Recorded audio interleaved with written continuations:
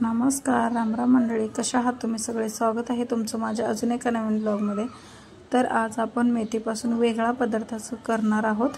तर मस्त मेथीची जोडी घेतली होती, ते निवडून घेतली आणि नुसती पानं घ्यायची आहेत। पानंसुद्धा अगदी बारीक चिरायची आहेत, अशीचे असे अजिबात ठेवायची नाही आहे। जितकी बारीक होईल तितकी आपण ही बारीक चिरून घ्यायची।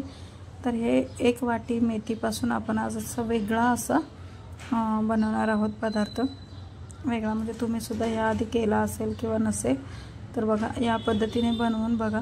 नेहमी आपल्याला मेथीचे पराठे, मेथीचे हे ते खाऊन कंटाळा आलेला असतो, त्यासाठी आज आपण वेगळं असं बनवणार आहोत। त्यासाठी इथे 1 वाटी मेथी घेतलेली आहे, 2 वाटी गव्हाचं पीठ घेतलेलं आहे, थोडंसं बेसन घेतलेलं आहे। बेसननं चवसुद्धा छान येते। इथे क्रिस्पी होण्यासाठी थोडंसं तांदळाचं पीठ घातलेलं आहे, नाही घातलं तरी काही हरकत नाही। ओवा घालायचा आहे, ओवा तुम्ही हातावर चोळून सुद्धा घालू शकता। 2 चमचे तीळ घालायचे आहेत, घरातलाच गरम मसाला वगैरे जे असेल तुमच्याकडे, किचन किंग मसाला वगैरे, धनपूड वगैरे असं टाकायचं आहे। लाल तिखट घ्यायचं आहे, हळद घ्यायची आहे। इथं साखर येण्यास तुम्ही स्किपसुद्धा करू शकता, पण मी अगदी चिमूटभर साखर घातलेली आहे। हिंग घ्यायचं आहे, चवीपुरतं मीठ घालायचं आहे, व्यवस्थित असं मिक्स करून घ्यायचं। थोडंसं याच्यामध्ये तेल घालायचं आहे, जेणेकरून पिठाला सगळा मऊ असं मस्त। तुम्हाला थंबनेलवरून तर समजलं असेल कोणता पदार्थ आहे, पण चला ब्लॉग कंटिन्यू करा, तुम्हाला कळेल। आणि तुम्हीसुद्धा, तुमची मुलंसुद्धा आवडीने खातील। आणि मेथी वगैरे शरीरासाठी खूप पौष्टिक असते, त्याच्यामुळं नेहमी आठवड्यातून एकदा किंवा 15 दिवसातून तरी हा पदार्थ घरी बनला पाहिजे। अशा मुलं जास्त पालेभाज्या खात नाहीत, मग त्यांच्यासाठी आपण अशी कोणती तरी एक ट्रिक वापरायची।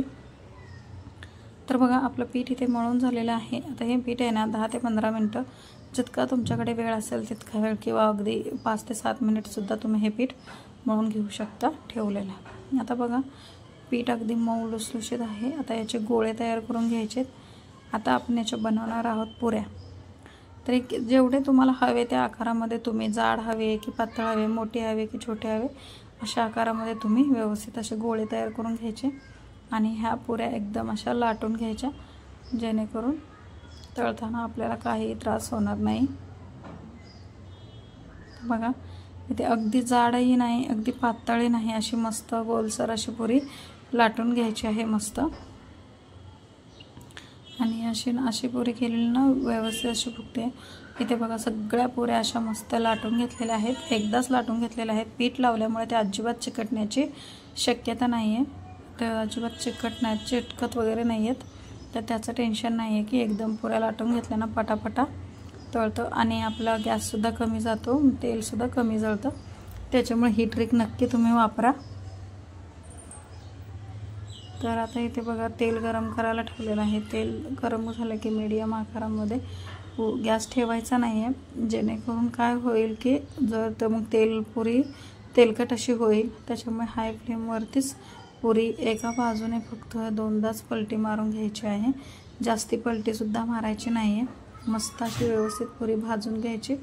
इथे बघा, व्हिडिओमध्ये दिसते तशी पुरी परतलीसुद्धा नाही आहे जास्त, एकदा इकडनं आणि एकदा तिकडनं। ही खूप वेळ अशी पुरी टम्म फुगलेली अशी राहते, हिला अजिबात काय जास्त म्हणजे हे लगेच हे थंड वगैरे होत नाही आहे, जशीच्या तशी राहते पुरी। तर बघा शकता, मुलांनासुद्धा खूप छान मस्त अशी आवडते ही पुरी।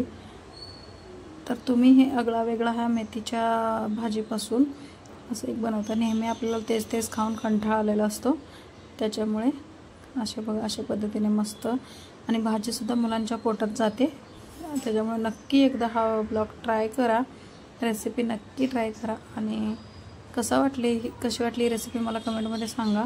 भेटूया अशाच एका नवीन